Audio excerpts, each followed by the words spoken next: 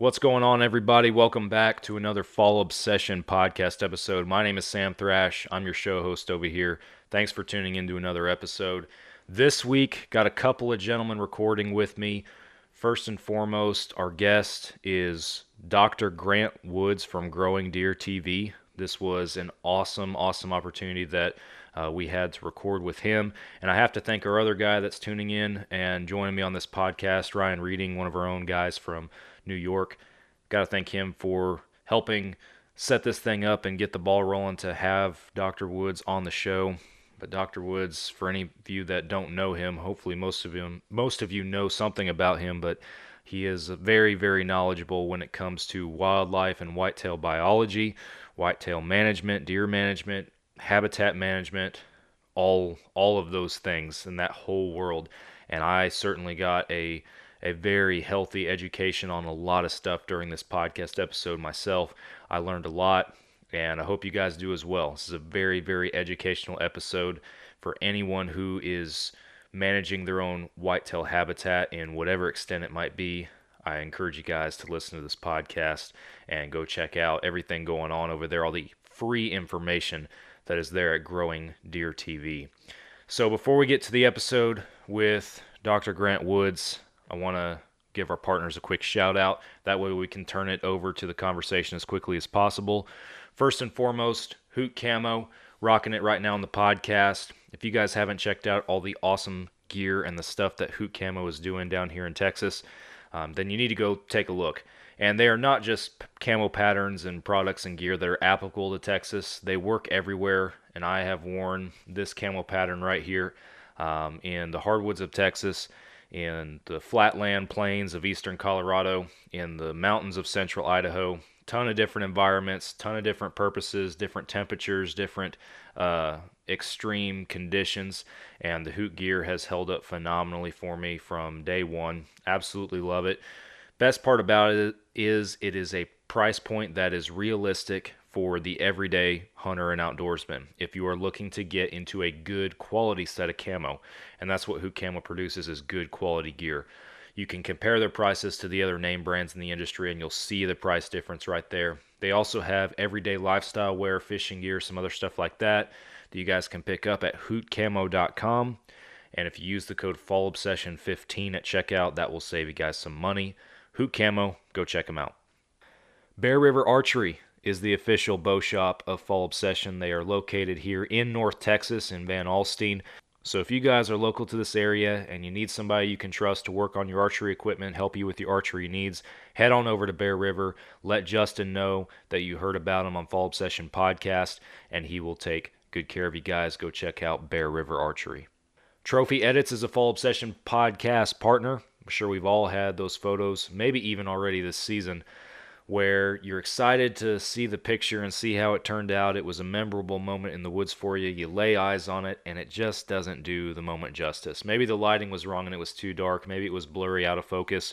What the Trophy Edits team can do is they clean that up and make the most out of your hunting and outdoor memory. You can also order prints and different photos or products and everything featuring your picture and your memories from them. Go to the link in the podcast description on this episode to head on over to the Trophy Edits website, see everything that they got going on over there, and by clicking that link in this description, it'll let them know that you guys came from us. We appreciate that. Go check out Trophy Edits. Ridge Rock Hunt Company is a podcast partner. Derek Eves is the man over there in Mississippi if you are looking to book a hunt with a vetted and trusted outfitter. Derek has a large network of folks that he works with that he knows and has trusted and hunted with him himself even. So if you guys are looking to book that next hunt, you need to let Derek do all the hard work for you. Use Ridge Rock Hunt Company. Go check him out.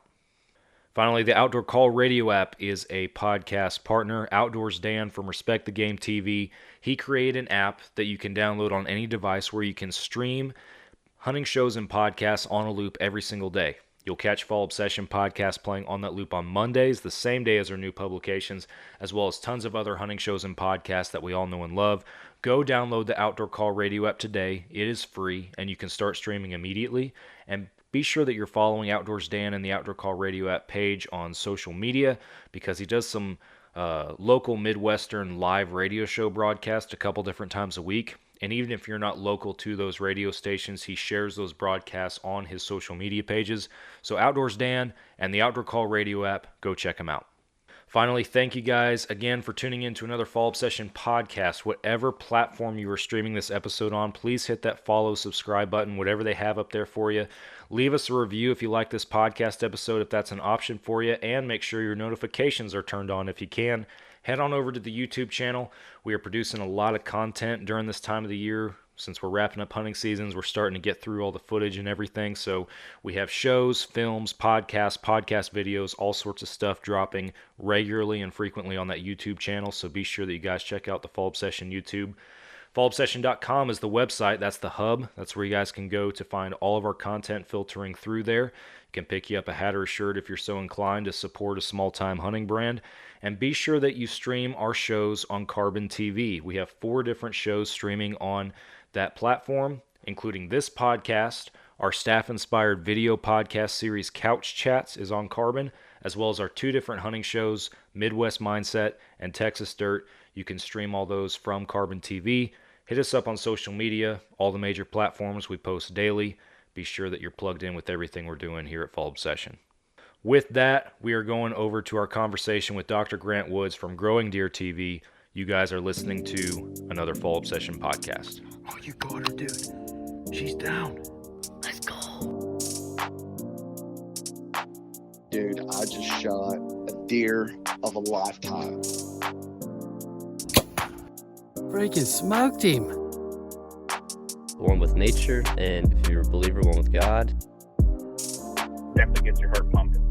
Boy, you are in trouble. Fall Obsession Podcast. Welcome back, everybody, to another Fall Obsession podcast. My name's Sam, hosting you guys again. Got a couple gentlemen here hanging out with me for another podcast episode. We got Ryan from our own team join us again, and then we're also recording with Dr. Grant Woods from Growing Deer TV. Welcome to the show, sir. Hey, thanks for having me, guys. It's an honor. We're looking forward to getting to talk some whitetails with you. We've been excited about this one, but I'm sure for many tuning into this podcast that they're probably familiar with who you are or some of what you do. But for those who might not, if you wouldn't mind just giving us an idea on where Growing Deer TV started and how you got on this journey of deer and whitetail management. Start with that one first. So I'm in the Ozark Mountains today near Branson, Missouri, and I was raised in this area. And when I was in first grade, I'm 63, so many years ago, there were no deer in the county where I was lived. And I heard a rumor or something somewhere they're going to restock deer. I wish I knew that part of the story, but, barbershop somewhere. And I had a little trap line, a little rabbit trap line. Of course, I thought it was a big Yukon trap or something. I had to do my chores, raised on a farm every morning, and I'd go run my traps before I went to school. And one morning, right before Christmas breaks, cold, a little bit of snow on the ground, I found a female fawn in one of our fields shot in the head. And ever since that moment, God worked it out where I've just been loved, passionate about deer habitat, and really dislike game law violators. Pretty violently dislike them. So anyway, that started it, and just went to school. First guy in my family to go to school, trying to figure out a way to work with deer. Deer biology wasn't really a term. Thought I'd be a game warden or something like that. There were no habitat consultants or anything. And in my undergrad, I got to work in the summers, BLM, Bureau of Land Management, and working with mule deer out west. So anyway, that got me on to graduate school, and during grad school, I helped patent the first trail camera for research, not for money. And I think I made $200 off of it. I'm not a great businessman. Think where that's went from now. And did research on scrapes and rubs and behavior and stuff like that. Went to Georgia and Clemson, finished my PhD at Clemson. And was a consultant for quite some time. I didn't like universities enough to hang around and stay on the other side of the desk. And then about 15 years ago, we started Growing Deer. We make a new show every week, 52 weeks out a year. For 15 years, we've never missed a week, never had a repeat episode. So you guys produce, you know what that means. We're producing a lot of content, blessed with great staff. We have about 7 employees here and just blessed with a great staff. That's awesome. Yeah, that's a commitment for sure. 15 years and never missing a week. I uh I envy that for sure. It takes a lot of people doing a lot of I work to don't know pull if that you, but off. y'all say that guy's crazy, man. Why does he do that amount of work? That's crazy. All for a good cause for sure. Well, we want to dive right into whitetail and talking about some deer hunting, and I think the best way to kick off the conversation is kind of relevant to the time of year that we're in right now. We're in that mid-December window. We're post rut and everything, and I want to start off by just asking you how, for you in your mind, how strategies when it comes to hunting whitetail bucks change from pre-rut, during rut, and into the post rut. Okay. You want to do it in that order? You want to start about that order? Absolutely, that worked just fine. Sure. Okay, so let's say pre-rut. First of season, deer aren't thinking about it. Almost no does are receptive. Curve. Had a bad rut this year, good rut. You always got fawns the next spring. The peak of the rut, wherever you are, here it's about November 8th, 9th, is the same as it was 100 years ago, and that's what it's going to be next year. A lot of research on this, so it's not my opinions. Um, but there's always a few early and late because it's that big bell-shaped curve. So before that starts, it's food cover. And my strategy is I'm private land. I like to have a food plot about 75 yards away from cover. And I have several of these on my property. So different wind directions, whatever, where I can approach, hunt, and exit without alerting deer. And the number one tip I have for people, number one over everything else I'll share, is think like a deer. Everyone thinks like a human. Deer hunters think like a human. You have to think like a deer. For about, you shoot a deer, that does not disturb our deer. They don't know what death is. They have no idea what death is. No idea. No one's ever heard that grandpa died. Not one deer. So they have no idea. The best thing you can do, by the way, especially pre-rut, rut, post-rut, if you're hunting with firearm, is first thing you do when you get a stand, drop a doe right in front of you. We kill about 25% of our mature bucks coming to smell a dead doe. They don't know what death is. It's just a fresh smelling deer. Whether she's receptive or not, they're gonna come check it out. This year in rifle season, I filmed two different bucks for over an hour smelling a doe I'd harvested earlier that morning, and then I harvested a big mature deer. So we do that we strive to shoot the first doe we see during firearm season. Bow season are going to run, right? You don't want to track deer 100 yards away from your stand, but with the firearm, make that double shoulder shot, put in there. So pre-rut is food cover. I want my food about 75 yards away, so they will get there before it's dark. Or if you have a place where you can hunt mornings are tough, that they're going to return at daylight. If it's too far away, they're going to go through there at dark, right? Because they're going to bed pretty early. And I think a thing also maybe some of us miss is it's backwards. We think a morning is morning and evening is evening. For a deer, they're starting the morning shift right when the sun goes down. That's the start of their day. It's totally backwards. So we need to position our stands. I think a lot of people position stands and blinds based on a human schedule and not a deer schedule. And those morning hunts, they're going to bed. They've worked the night shift. They're going to bed. So get into the pre-rut. It's all about travel corridors. There's not many does receptive. We call the pre-rut up to about when 25% or less of the does are receptive. So there's enough scent in the air, that magic perfumes out there, that testosterone levels are going up in bucks. And when that happens, they physically take more steps per day. That doesn't mean they cover a larger area. Everyone thinks the old big stud bucks running the county breeding does. Nothing's further from the truth. That's not true at all. There's been now hundreds and hundreds of mature bucks fitted with GPS collars. We're not guessing anymore. We know a lot. Now we're in a period of defeating myths and helping hunters be better. So they're taking more steps. They're on their feet a little bit longer. I call that the rut diet. If we all aggressively walked 20% more day and took 20% less calories in, we would lose weight. I call it the rut diet. That's what deer do. A buck loses about 30% of their body weight during the rut. That takes a 200-pound buck down to a 140-pound buck. It's significant. So if you need to lose weight, hop on that rut diet. It has nothing to do with breeding, folks. It's walking more and eating less. That's the pre-rut because they're walking more. Those pinch points, travel corridors, creep makes a bend, two fence rows come together wherever you hunt. I'm in mountain country, so saddles and stuff like that. Rut, Everyone talks about the rut. All the outdoor writers talk about the rut. That's the worst time to hunt unless you're just hoping something walks by. They're not on a pattern. They're willy-nilly. Any buck that you've had on your cameras could show up, or it may be, their full home range is bigger than summer home range. So they're going to use that full home range, and the extension of that home range may be off your property. So the rut's willy-nilly. That's when, and you see this every year, Missouri's firearm season is right smack dab during the rut. That allows a lot of people to participate, a lot of people to kill deer. If you're a land manager like I am, I want everyone to have a good time, but you kind of hate it because you've made food plots and prescribed fire and done timber stand improvement. All of a sudden, those bucks are spaying in their home range to the maximum amount. And my neighbor who does nothing is just as likely to kill the deer as I am. It's wherever they smell a receptive doe. Mm-hmm. Post-rut, again, it doesn't stop on a day. It's a bell-shaped curve. They're not going to take as many steps. They're going to focus bucks. They're not going to focus on feeding more. The magic here is for us managers, if you have good habitat, your female fawns are getting, 60, 70 pounds, depending on where you are, big difference between Iowa and southern Mississippi, something like that. They're going to reach puberty. They're going to become receptive. And those female fawns have never been to the big dance before.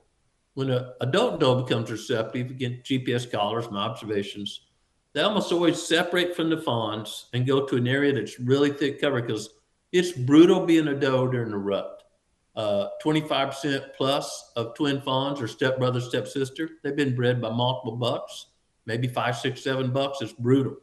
So they don't want to just stand out in the open. Hey, I'm receptive. Here I am, right? They're getting covered actually to use that brush as a shield. So we're going to drop their fawns and do that. Female fawns have never been to the dance. They don't know how bad boys are. So they're walking out that same food plot every afternoon. And if you've had a pretty aggressive doe harvest, you're working on balancing the amount of deer, the amount of groceries on your property. By that time, there's some female fawns that mom's not teaching them what to do. And they just go same food plot every afternoon, food cover, food cover. And if you can identify that with your trail cameras or something, that is where you hunt because a buck is going to come check them out because that's the does that are going to be becoming receptive at that time of year. Gotcha. So anyway, post-rut for me is all about food and especially food I haven't hunted or deer do not associate with danger that fawns are using. If you can line that up, you have food you haven't hunted in a month or so, and deer do not associate that with danger, and you have trail camera pictures of female fawns coming in, slap your tag because you got a real good chance it's going to happen. Gotcha. That's some detailed info. I love that. I do have a question for you. You were talking when you mentioned stand placement and everything. You said position your stands based on the deer schedule. Can you elaborate a little bit more on that? Because, and to give you some background, I'm from Texas, for example. Ryan hunts up there in the northeast of New York. So two very contrasting environments or locations for us to be able to hunt and everything. And I know, like me growing up, it would always be we're just looking for a good stand position, relatable to where the sun is, so we're not looking into the sun, at various times of the day. And growing up, we didn't put a lot of thought into that. So what does it look like? What should I do let me back up. What kind of information should I base my stand placement off of to base it off of the deer schedule? Yeah, so we mentioned earlier that morning is when a deer's going to bed, and our afternoon is when deer's getting up. Right. So we need to think about how we'll approach hunting next to those areas. That's kind of what I was talking about. A lot of people place stands on, it's my morning, therefore it's the deer's morning. So we know we're catching them going back to the bedroom more or less in the morning. How can we approach? There's a big field over here or a big acorn flat. They're coming back from that area. How can we approach that area? Because if you don't want to try to hunt alerted deer. So I was talking more about that. In the afternoons, they're coming out of bedroom.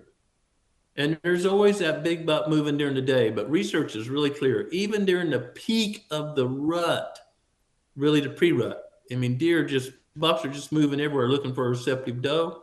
There's very few moving at lunch. Those all-day sets, they work every now and then. Someone kills a big deer, writes a magazine article. Oh, I got to hunt all day long.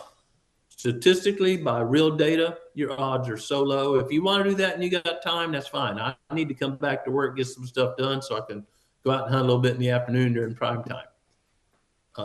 So I'm talking more about using the deer biology and where to put a stand on any property is really specific to the property. Thermals, Ryan, sounds like you're in a mountain country too, or depending on where you are in New York. I do a lot of work in New York, have for 30 years now, all over the state. I've been in New York about 4 times this year. Nice. And if you're in the mountain country, the Catskills, the Adirondacks, thermals rule you. And hot air rises, cold air sinks. In the middle, it's churning, and you can't hardly get a deer within bow range. So when I'm mountain country, like my property, about 95% of my hunting is on a ridge top, which is 5% of my property. But if I get on those side hills or bottoms, the wind's going to swirl. I'm talking hunting with the archery equipment here, and chances of me getting a deer within 30 yards are slim and none. Really, really cold morning. When I say really cold, I'm talking 10 to 20% colder than normal for that day. It's cold because deer they don't know cold, hot. They know what it's supposed to feel like. They've produced the right amount of hair, hopefully got the right amount of fat. If it's colder than that, they're going to feel cold, right?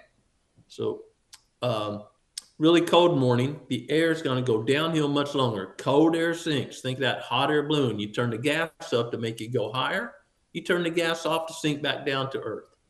On a really cold morning here, we can get in those bottoms that we almost never hunt, come in from the downhill side. We're walking up the creek, if you will, because our scent is going down unequivocally on those cold mornings. And so we can sit there where deer do not associate an area with danger and know our scent's going behind us till late in the morning on a really cold day. So I love cold mornings because I get to hunt places I'm normally not hunting. I was actually going to ask you that kind of when is the best time that you like to hunt, or mornings, evenings, or even during the season in general. I mean, I love all the hunting season, but pre-rut's probably my favorite, right? There's just more activity. Again, bucks are making more steps per day. I'm a morning person. I wake up very early. Mornings, unless you got a great property, are tougher because the deer moving. Remember, in the mornings, the deer have been working all night long, and they're still working. So you're moving and they're moving. There's a real good chance you're going to bump into each other. Afternoon hunts, the deer in the bedroom. If you're going to, heaven forbid, go break in a house or a bank, when are you going?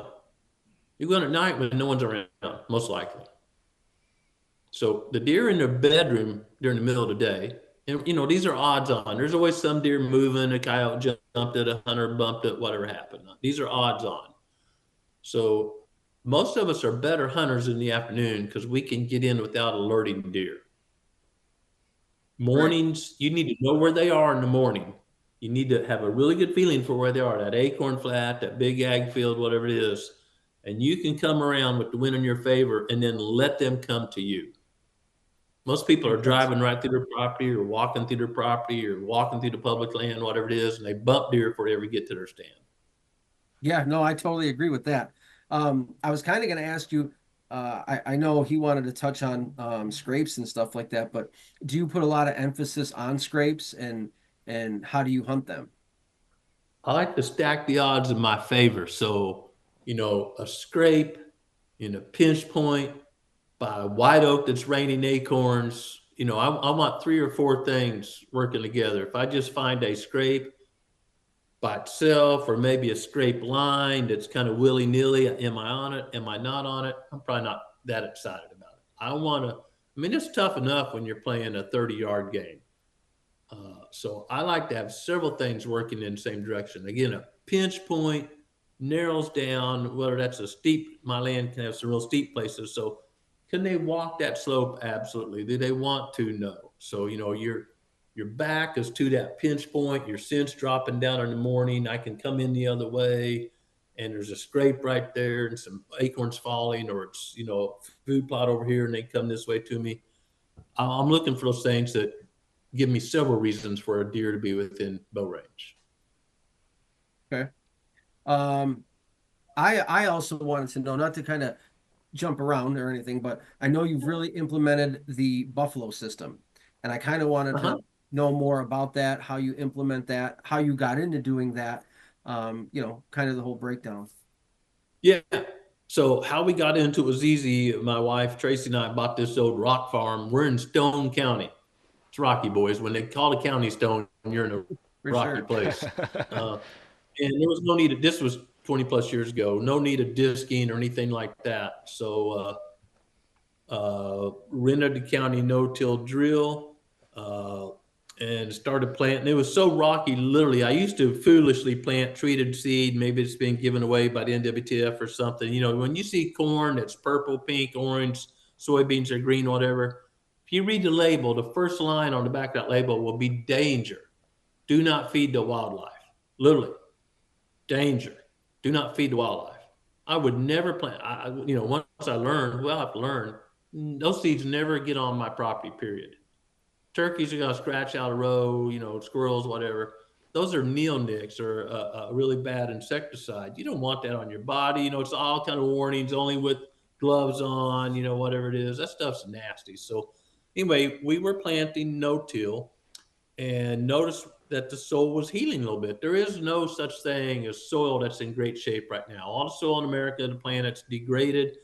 But what's amazing is, and we now call it the release process, we're releasing the creator's potential. It can recover. Just like if we all back off of sugar, it's amazing what happens to our bodies. I mean, I'm not saying this because, RF is thinking about being the guy out there. This is just a fact. I've had 2 kidney transplants, so I'm up at the Mayo Clinic at least once a year, every year. I've been that way for 32 years. So, to stay alive, you learn about your health.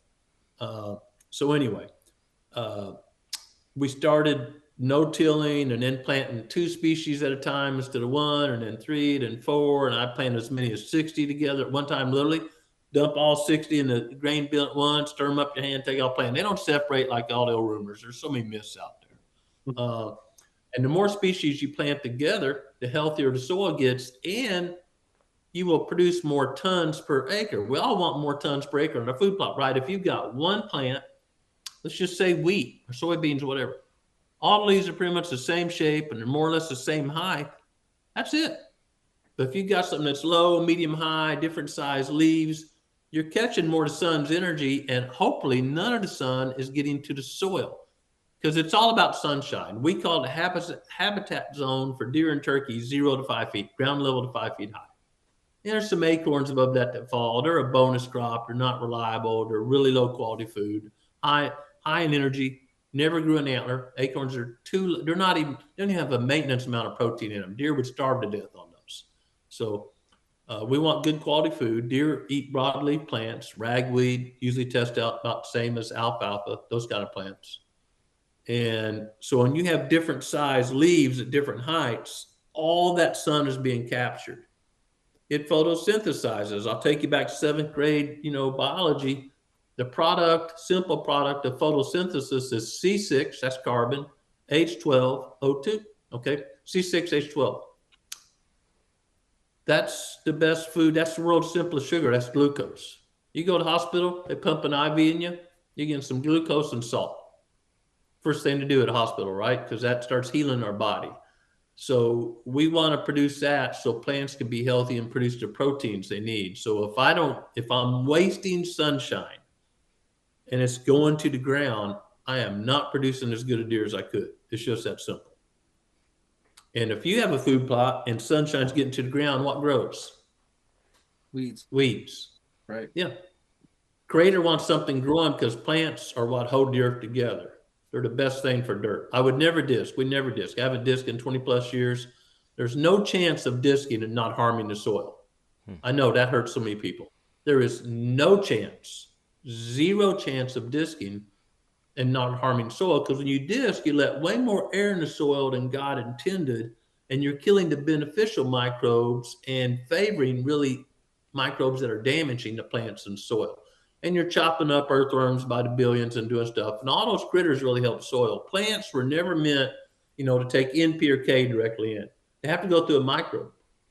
That's how it was created, literally. And I'll go one step further because I really love helping people's soil health.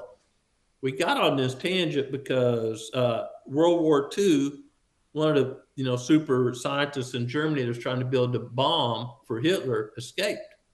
Well, he never figured out how to build a bomb. Fortunately, we're not speaking German.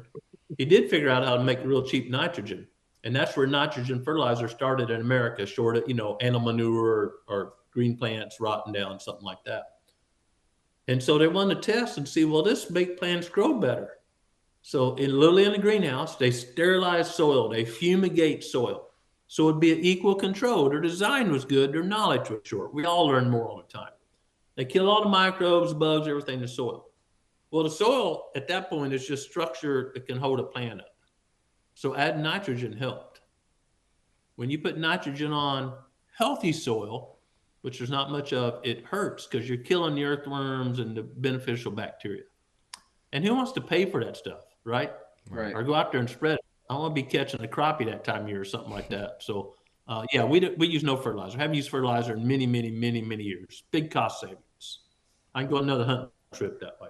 Yeah, that's amazing. So do you kind of and just anyone, plant, like, oops, sorry. I have clients in New York to do this. I have clients in Texas. You can see them on our videos. And we turn red clay black and we turn sand into soil. It doesn't happen overnight. You spent decades destroying the soil by disking, applying every herbicide, pesticide, fungicide, all this stuff on there. You're not going to turn it around in 1 year, but you can turn it around in a couple of years, 2, 3, 4 years, depending on rain, all these other factors, And it's all plants. Plants are very healthy, and blends get you there much better because each species of plant releases a different strength of carbonic acid. Remember, photosynthesis carbon?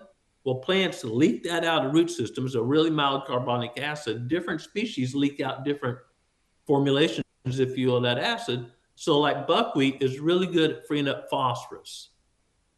I'd rather plant buckwheat for, another $5, $10, $15 an acre than go buy $300 of phosphorus and pour in the food plot. Because the phosphorus is in the dirt. We just have to make it in a plant available form.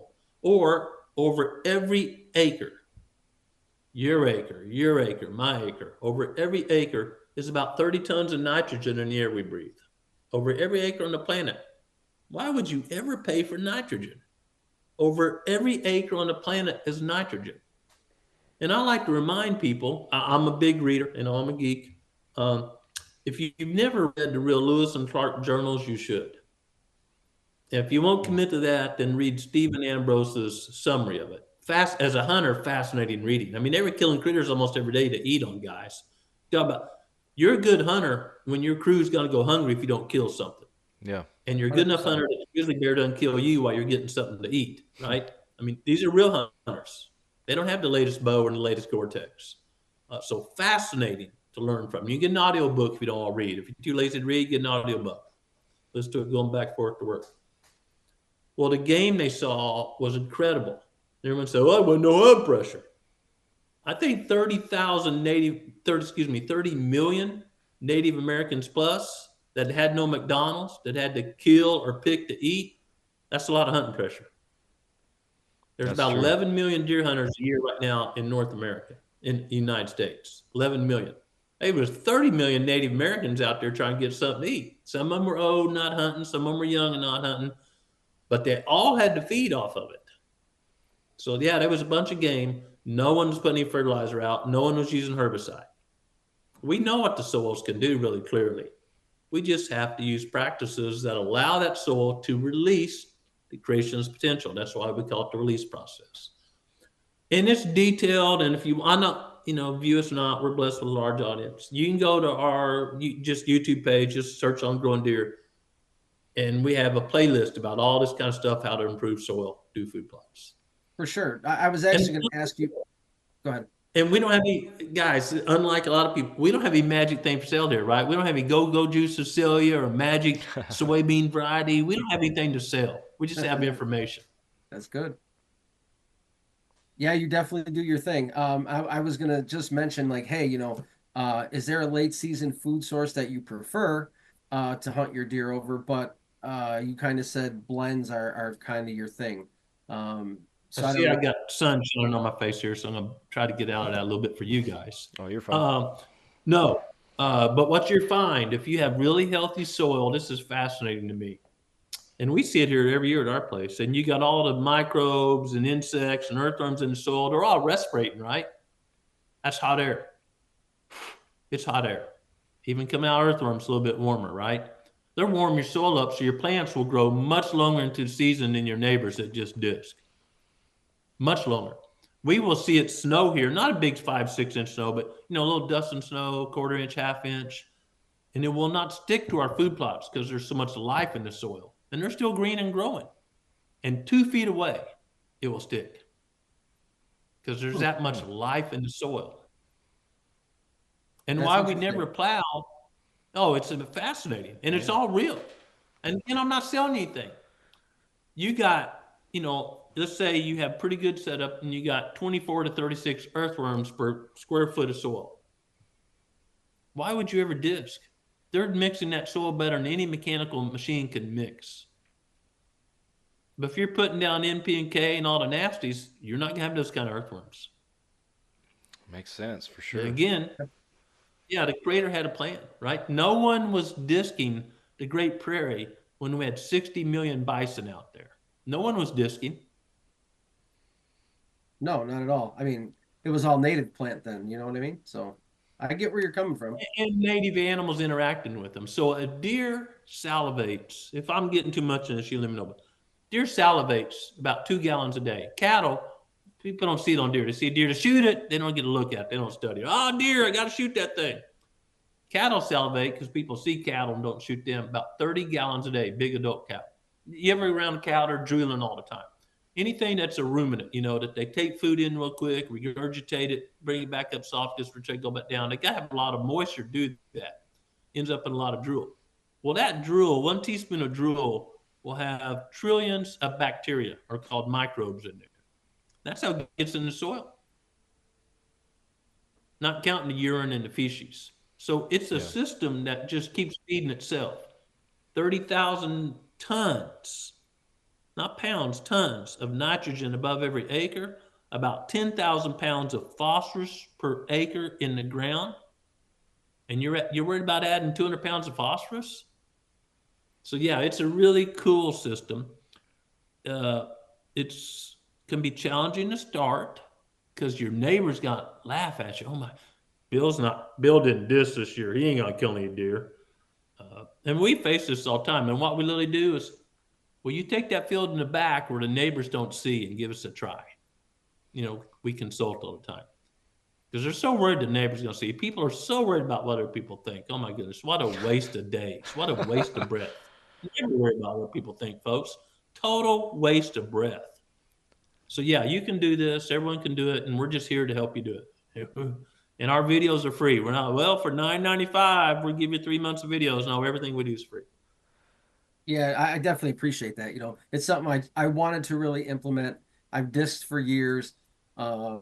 Unfortunately, and I just kind of want to get away from it. So I've been learning, and that was one of the things I wanted to ask, Hey man, we all learn, right? I mean, back in the day, replicating the Marlboro Man was the coolest thing you can do. Now we know that's not really good for you. So we all learn, and we don't look backwards. Yeah, we don't look backwards. So yeah, you can do it. And a lot of people say, well, I don't know what a disc, I don't know no-till drill. Not as many acres, but I actually have more food plots that are what we call little hidey holes. I mean, I told you I like put it, if you got a pinch point and a big white oak tree there, hopefully drops more years than not. And deer usually scrape there, and then you add a little hidey hole food plot.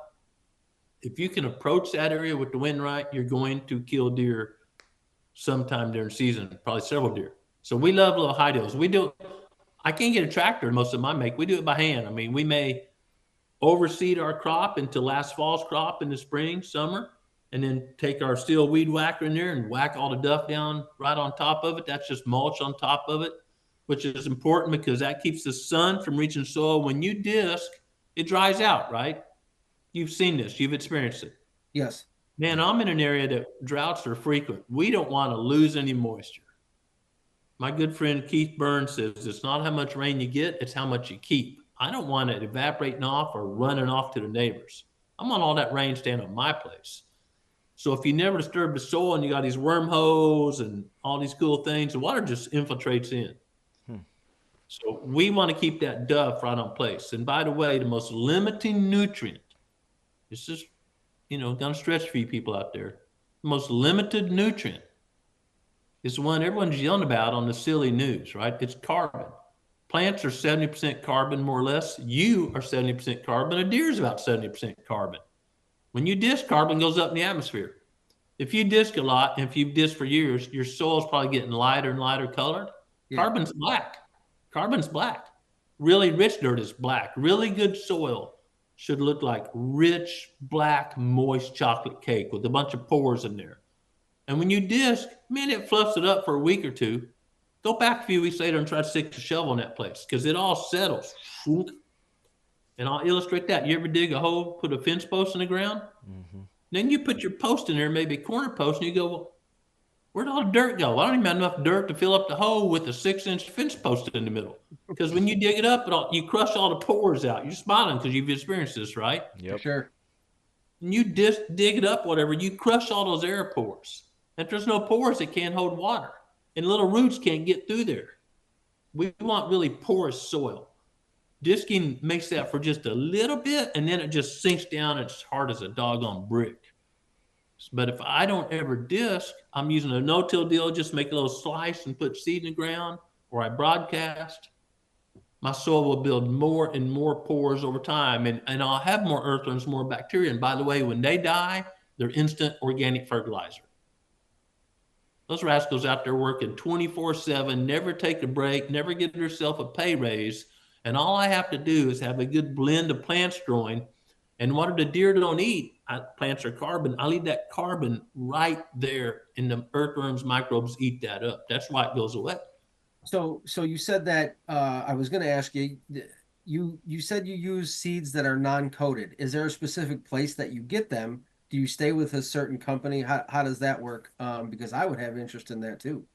Yeah. So I work with Green Cover Seed. They're the world's largest, I think they're still the world's largest cover crop. You probably heard about cover crops provider. And they got all the, wheat, oats, brassica. They sell about 150 different varieties of seed. I love Green Cover because they're big time ag. I think they sell enough seed to plant about 30 million acres a year, something like that. I mean, it's big time. Oh, wow. Right? This is not grandpa's hardware store. So their seed's always fresh. They're always getting more. They're experts. They know what they're doing.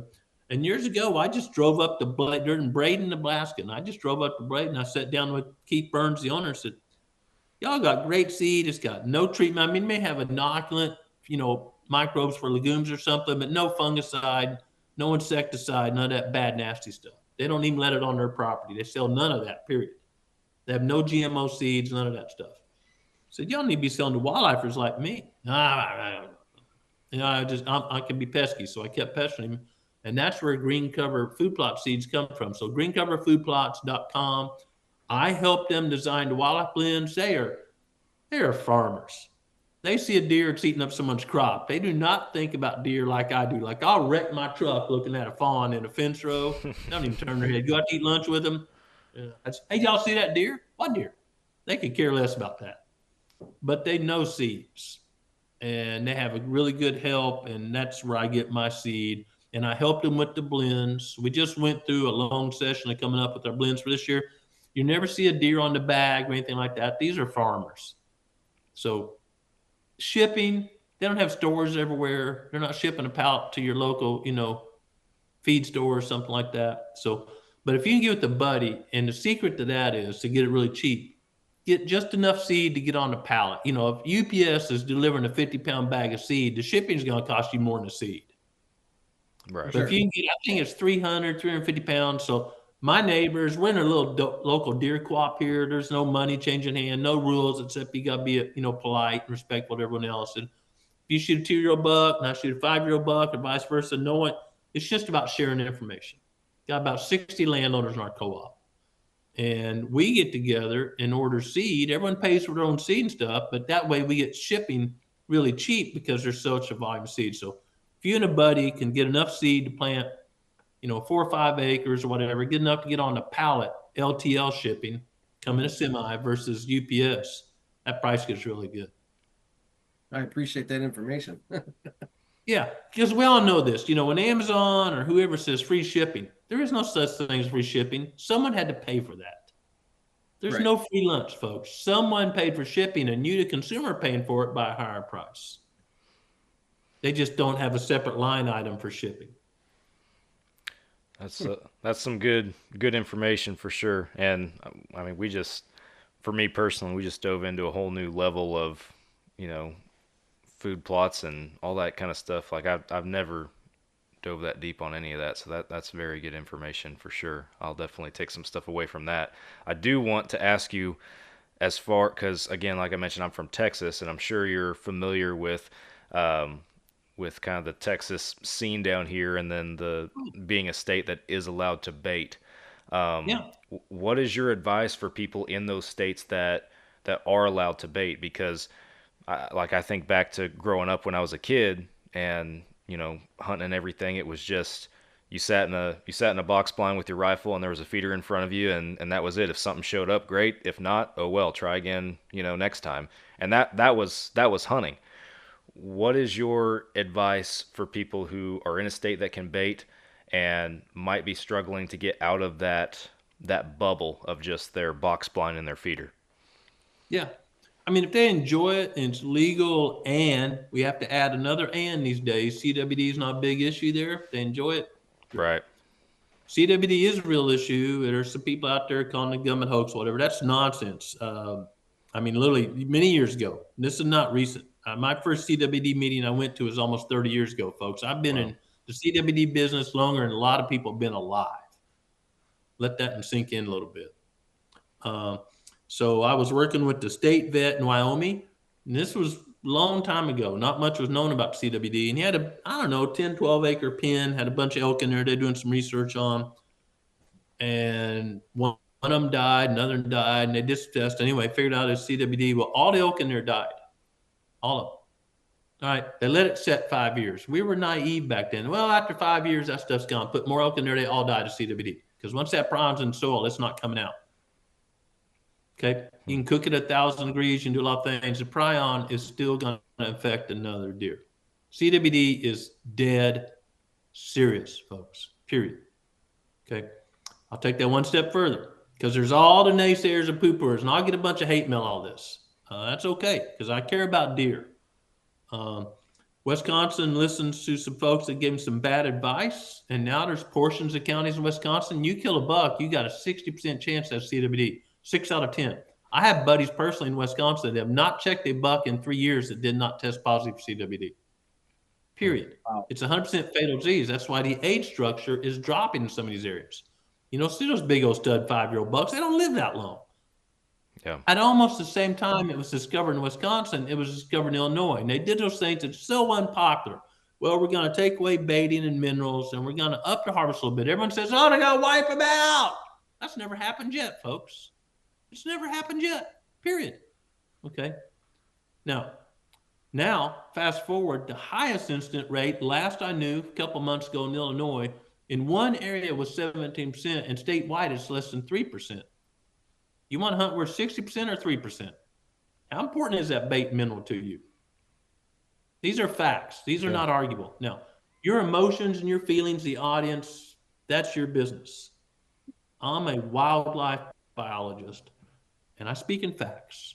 This is not emotional. Missouri discovered CWD later, and they took those pretty much same guidelines to Missouri. Our department is called MDC, Missouri Department of Conservation.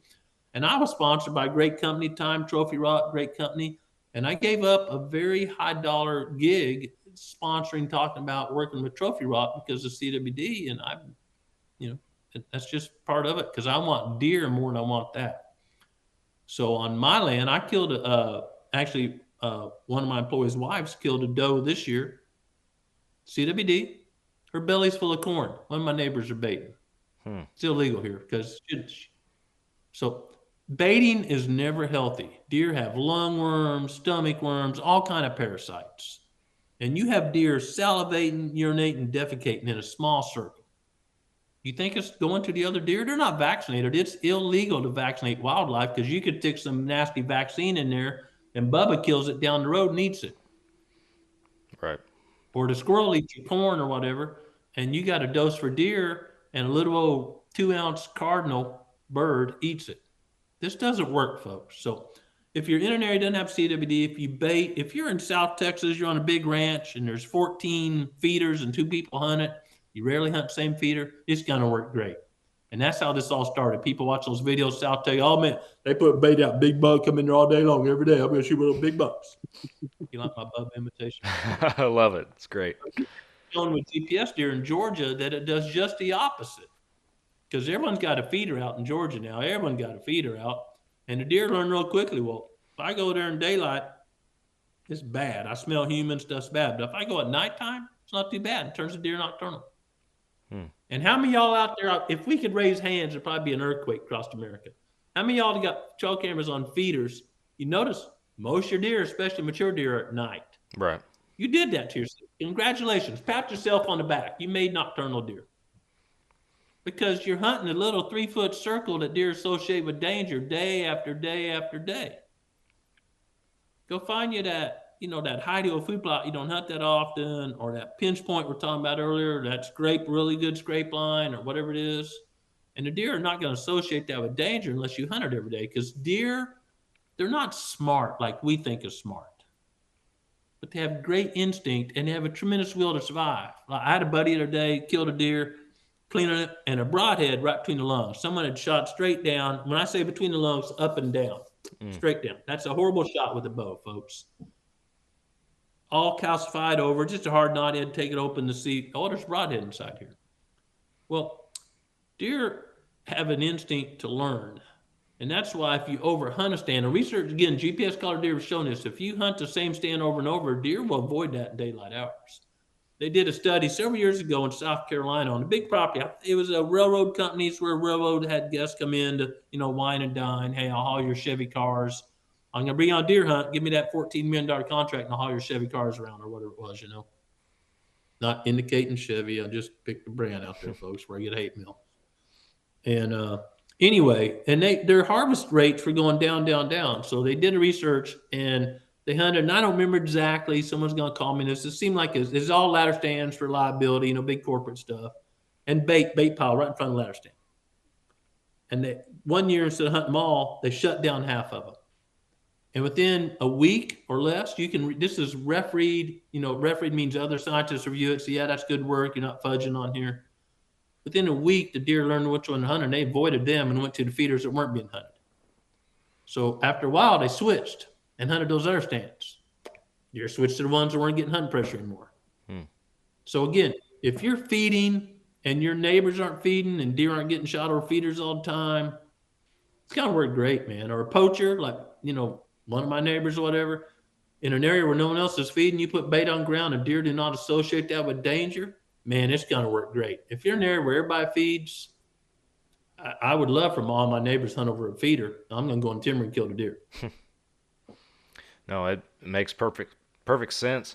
You talked about basically us turning deer nocturnal by doing that kind of stuff. I want to transition and take that into a little bit of a conversation about just moon phases and everything, and how, just speaking on deer being nocturnal, how much does the moon phase impact hunting, and what kind of impacts do you see on hunting based on a different kind of moon phase, if so? This is going to hurt somebody's feelings out there. And I've always I got thick skin, so. Before.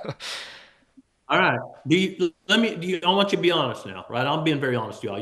Please. Do you believe the moon has any impact on deer? My way of thinking on it has changed this year a lot, honestly, because of this other guy here on the call, because of Ryan. I've had some conversations and some text messages and everything with Ryan this year, and it's kind of made me, it's debunked some of my previous just beliefs of, previously it was just like, oh, full moon, deer are going to move all night, I'm not going to see any deer during the day, just don't hunt during a full moon. And Ryan and I have had some good conversations on this show, off this show, about that very thing. So my way of thinking is shifting, and that's kind of why I ask you as well. Yeah, that's a fair answer. Ryan, are you familiar with the Mississippi State research that was just published a couple weeks ago? I did see some of that. I didn't get the whole gist of it, but I did see some of it. I'm going to encourage, first, let me answer this. First off, research we did, and I don't remember, 20 years ago with several other researchers, not just us. So we took, I think, if I remember right, the number was 10,000 or 14,000 fetuses. I think my data had about 1,000 there. Hunter harvested does late season, their fetus is going to be big enough measure. You can measure the fetus just like if your wife's pregnant, you can go doctor and they take that ultrasound, slide around, and they measure crown and rump, and they say, your baby's due X. Well, conception date of a deer is 200 days. So we can't ultrasound deer. They don't lay there on the table very calmly like that. And hunters are going to kill, X million does a year. So late season does, you eviscerate them. That's a fancy word for gut. And pull those fetuses out, and you can measure them. I have right here, actually, because it's deer season, a fetal scale. And we can lay that fetus on there and measure, and then backdate with the calendar on the back and tell you when that doe was bred. Okay? This knowledge has been around for many decades. Just outdoor writers don't write about this stuff. They're trying to sell you the better, XYZ widget to kill deer, which had never killed a deer in its life, right? It's all hunting. Right. Um, So I've noticed So- in my area, I kind of hold on. I gotta hold you on. Let me hold you on. you got it. So we put all these feeders together, published the data, and there was zero impact on when the rut happens in the moon. Zero. We could not have lied. If you know regression, up means reaction, down means reaction, flat is there's no relationship. We couldn't have lied and made a flatter line. That's just during the rut, though. So Mississippi State had, and I'm going from memory, 60, something like that, mature bucks, not youngins, fitted with GPS collars, know where they are at 15 minutes, something like that, for years. And then pulled all that data and took the exact theories. Full moon, they move more. Because if you actually did the research, did a survey, half people think they move more in the full moon, half thinks they don't move at all during the full moon. That should tell you there's no relationship. Because all they're doing is regurgitating my grandpa told them, now, son, gonna be a full moon this weekend. Deer gonna move good. The other half grandpas were saying, now, son, full moon this weekend, deer ain't moving at all. We might as well go to football game. That should tell you there's no relationship. All these competing theories. But anyway, Mississippi State just released a great thing you can find on YouTube. I want to give them credit where credit's due. Big time statistics, all this stuff, but they break it down where bubbas like me can understand it. And I encourage all your listeners and YouTube to go to YouTube, just search on MSU, Mississippi State Deer Lab. Okay, MSU Deer Lab. And find their research. And it unequivocally, without a shadow of a doubt, stomps down that there is no relationship between anything a deer does and the moon. Period.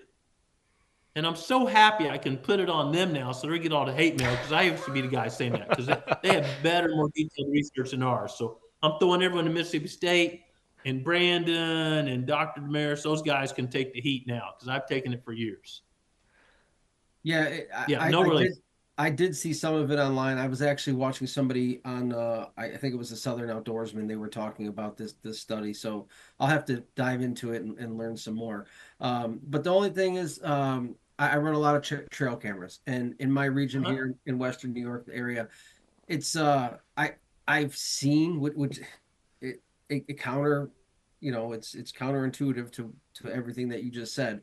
It seemed that I'm going to stop you right there. Have you ever ran a regression on that data, or are you just going, oh, wow, it's full moon, seeing a bunch of deer?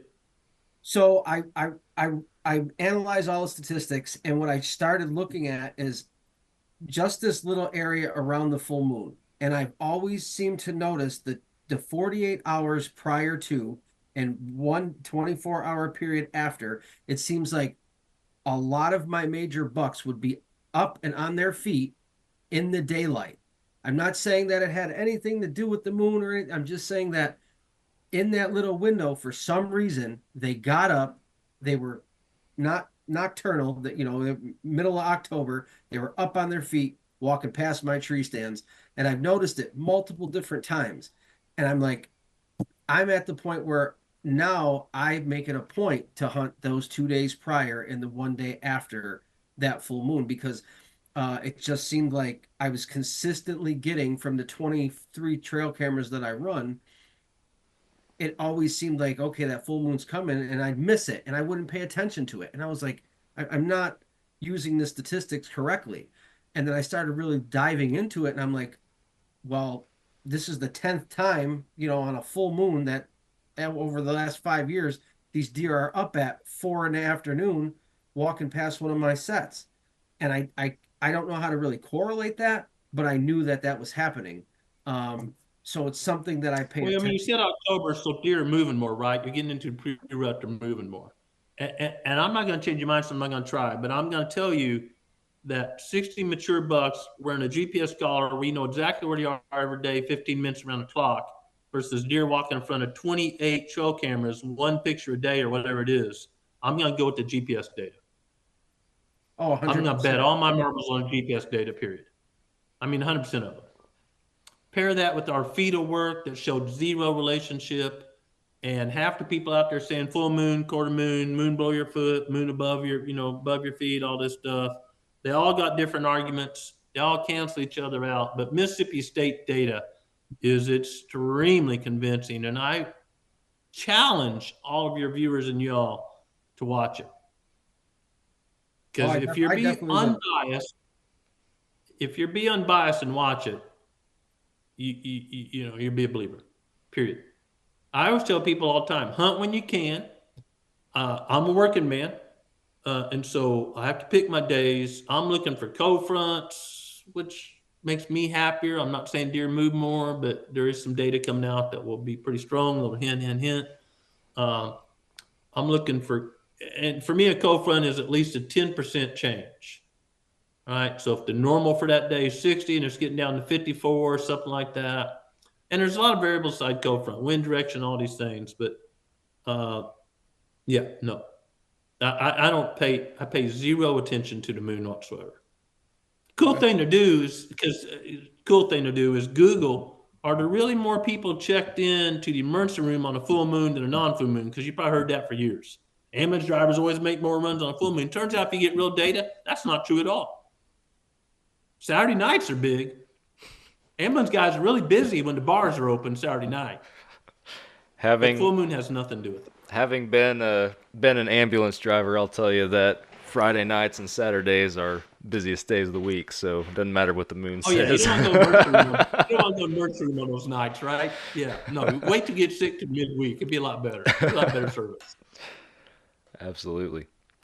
So I want to ask you also, like, I mean, we're recording this episode, in mid-December. We're getting toward the end of deer seasons across the country and everything, but you get guys that are maybe listening to this and just blowing their minds and blowing all their theories and all their mentalities wide open and everything. They're like, oh my gosh, I got to change everything I'm doing.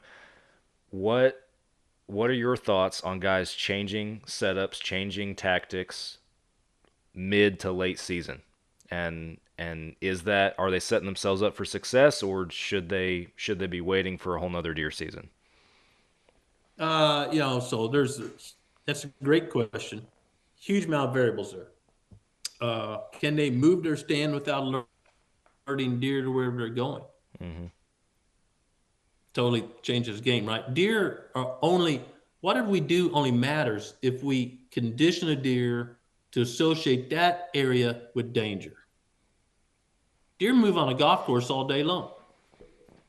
They smell humans, they see golf carts, all this stuff all day long. They could care less. So it's what deer are conditioned to in your area. On my property here, we have killed deer for a living, right? We gotta make shows like y'all. We have to do stuff. We have blessed with a lot of great sponsors. They want to see their bullets, guns, scopes being used successfully. Blessed to have that. We have to kill deer. It's not a game for us. But my wife, she always wants to bring the church ladies out during the pre-rut to walk and look at the wildflowers where I've been burning. Why is it always during the pre-rut? Honey, can't you do that in summer? No, the ticks are too bad. There's people all over our property all the time, and we're still successful. If you have that pristine property that is never hunted except by you, and you only go in there certain days, blah, blah, blah, then don't change, because you're going to alert those deer.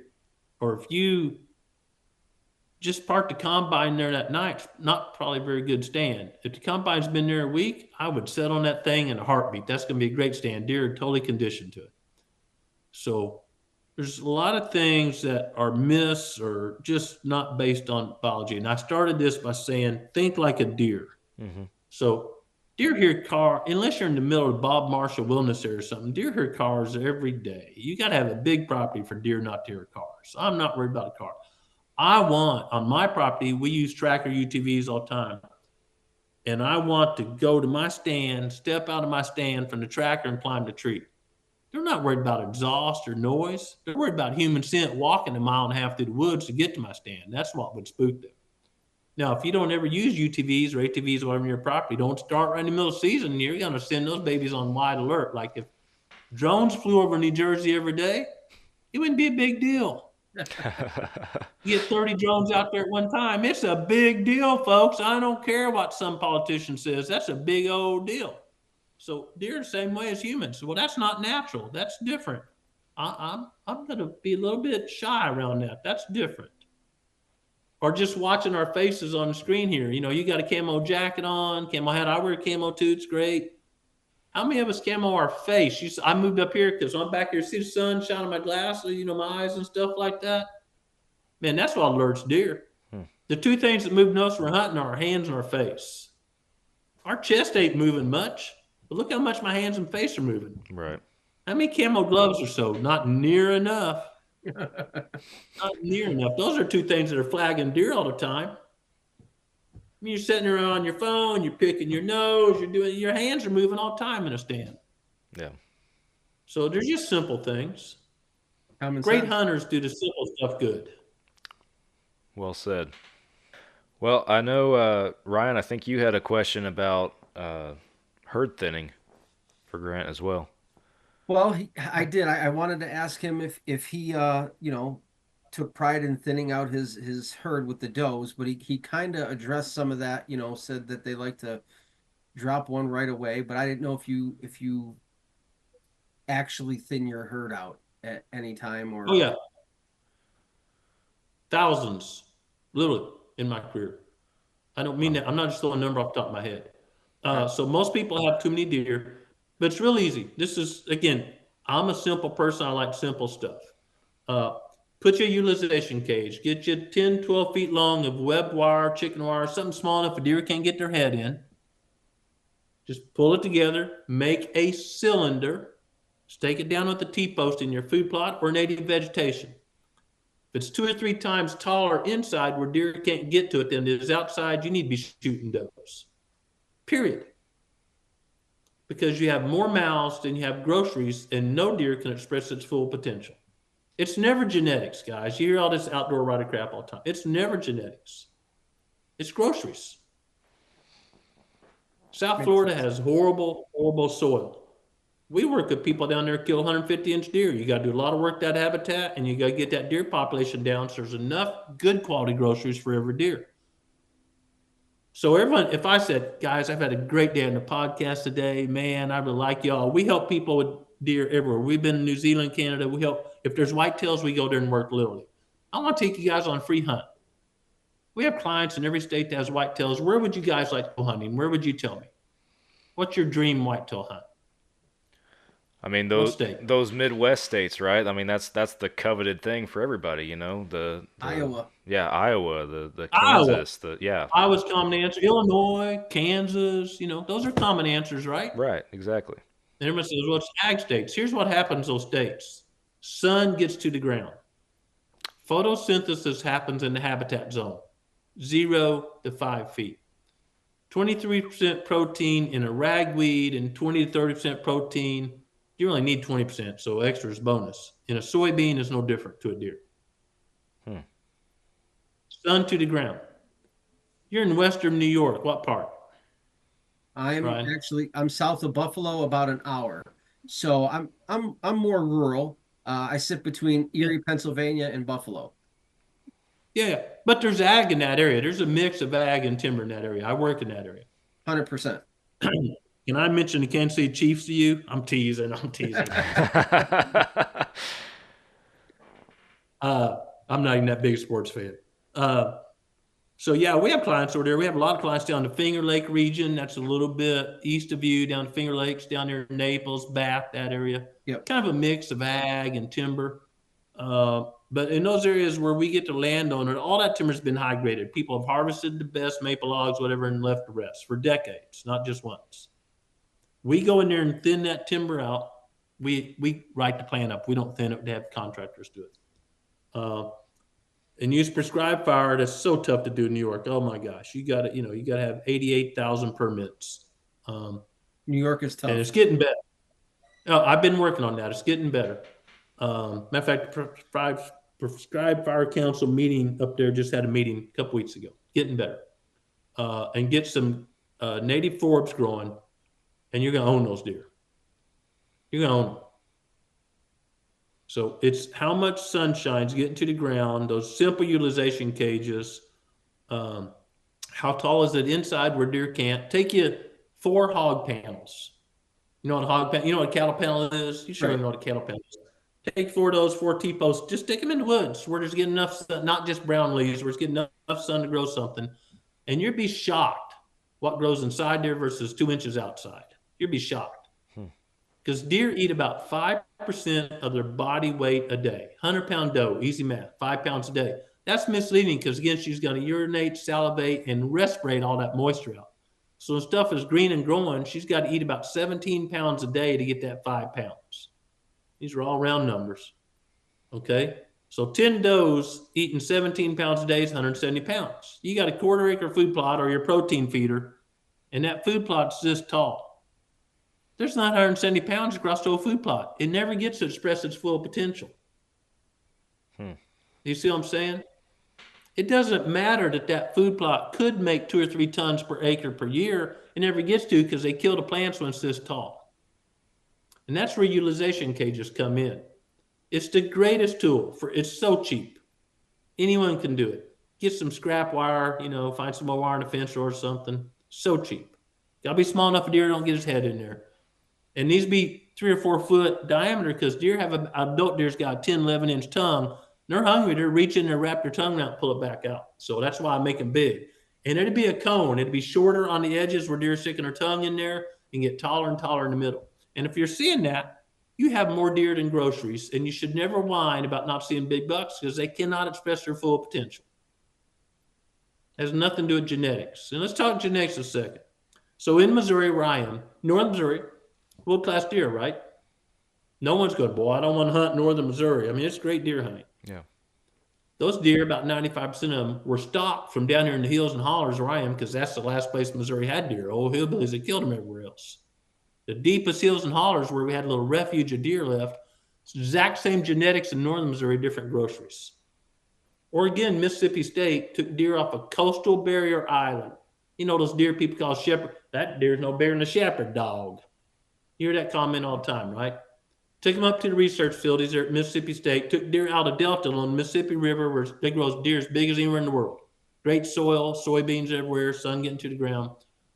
Put them in pens side by side, did not let them interbreed, everything's same. Water, food, everything's same.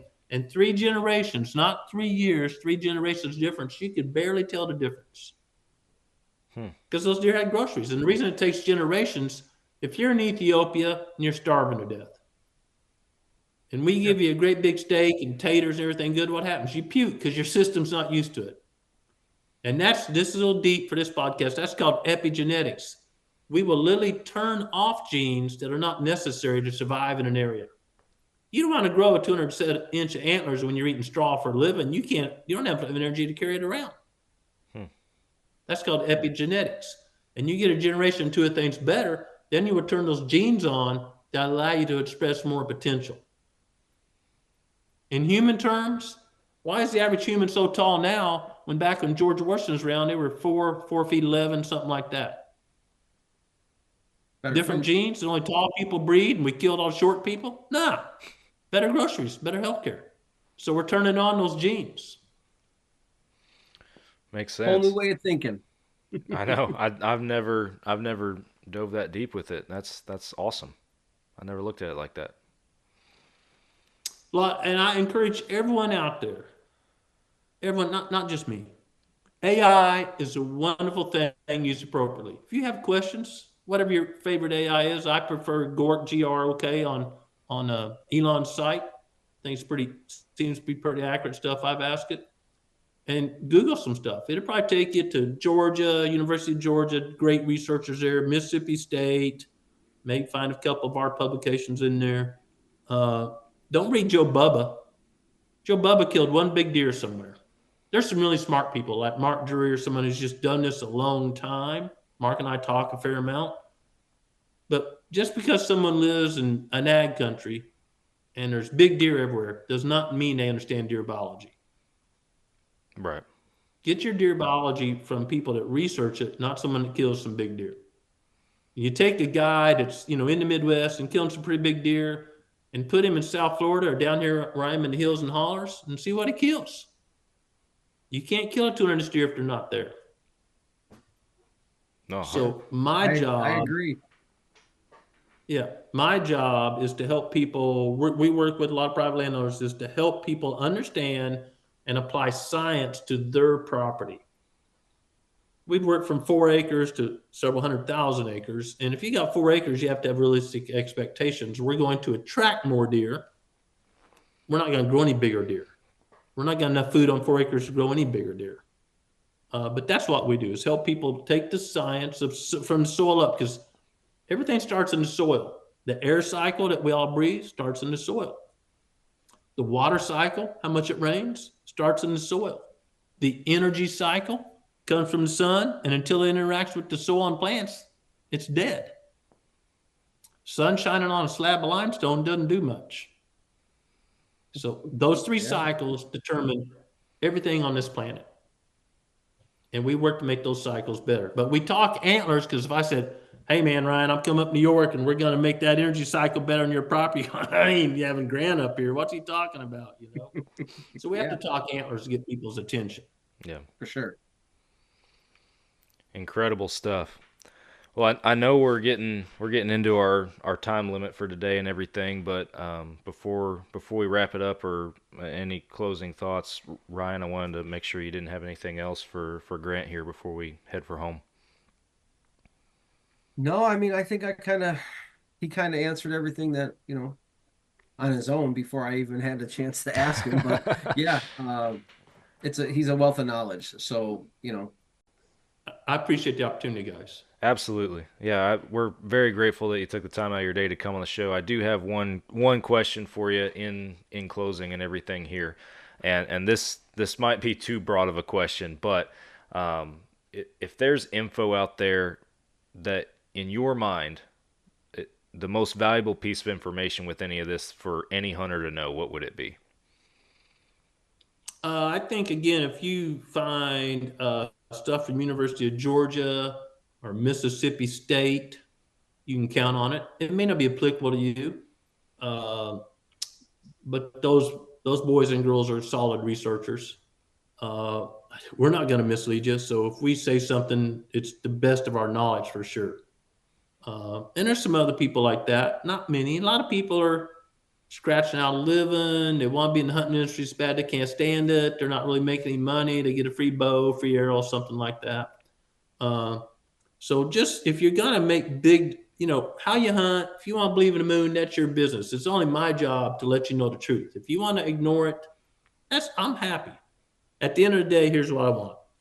I want people hunting legally and ethically and having fun, because I care about hunting. And the second thing I really want is people to realize just how nutritious venison is. Mm-hmm. It's better than any beef you're going to buy at the store. Deer have a real narrow muzzle. You see the mounts behind you, Ryan? Just skull mounts behind you. And a real narrow muzzle. Cow got a big, wide muzzle. Elk got a big, wide muzzle. Buffalo got a big, wide muzzle. Those big, wide muzzles are grass eaters, because there's plenty of grass on the planet. Give me more, give me more. Deer are real finicky eaters. You've seen this maybe in a bean field, some leaf here, leaf here. If a cow got loose in that bean field, it just stops and puts his head down and starts eating. Deer picking the very best leaf. Their meat's extremely good. So we're working with, if anyone gets serious, you can look it up, Dr. Stefan Van Vliet. He's one of the world's leading human nutritionists. And we're running 500 different things, not just NP and K, but a bunch of analysis on all the phytonutrients and stuff, deep stuff in deer venison. Early results is it may be the best meat you can put in your body, period. Period. So you can go home or buy that new bow or whatever. Honey, I just brought the best meat on the planet home for my family. I need another pack of broadheads, or, whatever it is, Venison is super high quality meat. And I think hunters are at their best when they're providers. Not big antlers. I love big antlers. I like the turkey hunt, and I like big antlers. That sun's so bad you can't sit much. But anyway, but we're at our best. And I'm going to end with this. There's two things a hunter should do. Biggest trophy they can bring home is returning safely. The biggest trophy you can bring your family or your friends or your loved ones is returning safely. We got to end these stupid tree stand accidents and nonsense. If you're climbing, you're tethered in. I'm not talking any brand.